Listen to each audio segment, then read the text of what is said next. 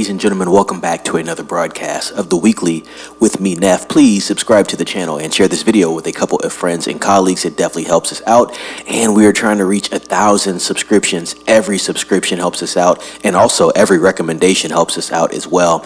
And we do appreciate your viewership. Looks like as we are getting closer to the release of Havoc starring Tom Hardy, Forest Whitaker is also in the film.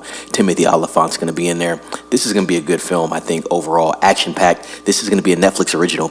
We do have some early reactions to people that have seen the film. So we're going to look at some of those reviews from X/Twitter, or whatever they call it nowadays. And then we'll go into some of the author's thoughts on the film. But let's read into it from WOR, ladies and gentlemen. Havoc. First reactions are very positive and for good reason.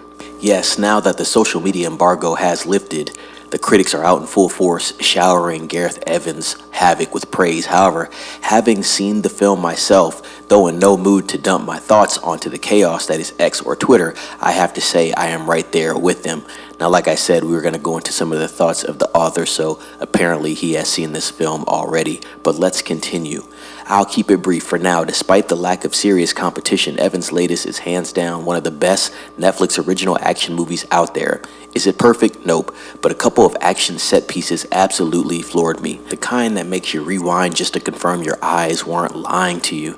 The review embargo drops next week, and I'll have more to say then, but yes, it definitely delivers. With that being said, it's a shame we won't be seeing this frenetic beast on the big screen.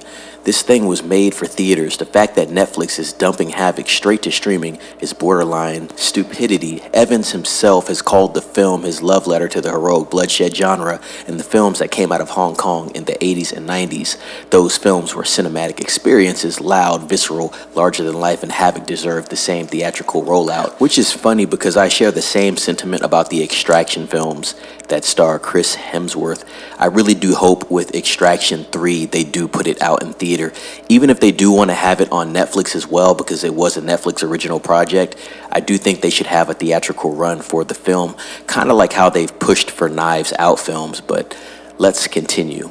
The good news is, after nearly 4 years in post-production purgatory, Havoc is officially in the can. And while the delays were frustrating, anticipation for this one have not cooled. In fact, it's only grown stronger, especially with Evans returning to the full-throttle, bone-crunching action of his Raid roots. Originally wrapped in October of 2021, Havoc stars Tom Hardy, Forest Whitaker, Luis Guzman, and Timothy Olyphant, in which I talked about a little earlier. Let's look at that synopsis one more time. I did do a video on this about a week or two ago, but I'll remind everybody. After a drug deal goes awry, a detective must fight his way through a criminal underworld to rescue a politician's estranged son while untangling his city's dark web of conspiracy and corruption. And as I said, I did a quick review on that trailer. It is action-packed.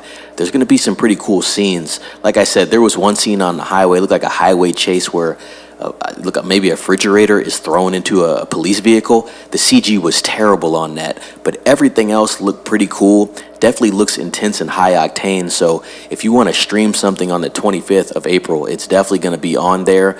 I'm pretty sure they're going to release it sometime in the morning. So we'll be looking out for Havoc. I'm going to be watching The Accountant 2 on that day, but Havoc might be something to watch afterwards.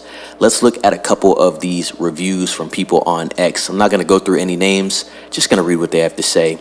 Havoc sees Gareth Evans return to feature filmmaking in ferocious form, a relentless, brutal neo-noir punctuated by two of the best action sequences of the decade.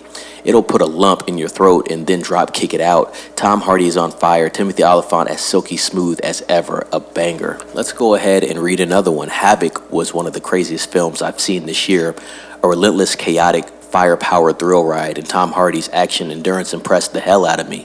The shootouts and the ultra-violence had no qualms about reaching the point of overkill. Absolutely insane. Hashtag Havoc. Let's go ahead and read one more and wrap it up. Hashtag Havoc. Gareth Evans and Tom Hardy show that we've only nicked the surface when it comes to depicting on-screen death. Muscular filmmaking at its finest. It is relentlessly bleak, but there's a twisted catharsis in seeing how it crescendos in brutality. This film has the best nightclub fight in ages. Try saying that 3 times fast. Best nightclub fight. So, ladies and gents, with that being said, We had some reviews there from some people on X regarding Havoc. Obviously, the author, Jordan Rumi, chimed in on what he had to say about this film.